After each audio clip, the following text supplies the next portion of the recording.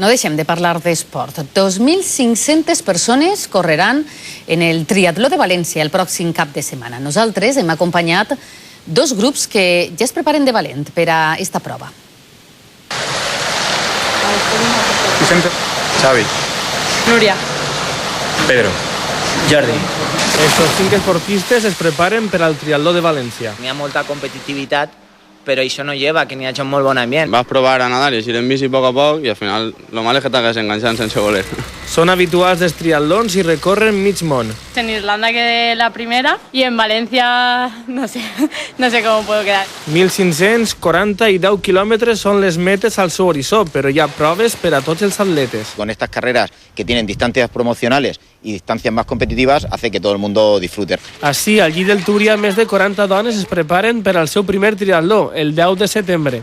En 2 meses hay gente que ha pasado de no ser capaz de correr durante 5 minutos a estar corriendo cerca de 40. Organitzen les cites pel Facebook i ja noten els beneficis. Yo cada día me encontré mejor. De repente te pones a correr por la calle porque llegas tarde a coger el autobús y ves que llegas y no vas jadeando. Entrenar sola es un rollo y dije, bueno, pues que venga el máximo de chicas posible para que vean que cualquier persona puede hacerlo, que no hace falta ser una superwoman. Al seu blog conta el dia a dia del repte que s'enfronta a esta marea negra de l'esport.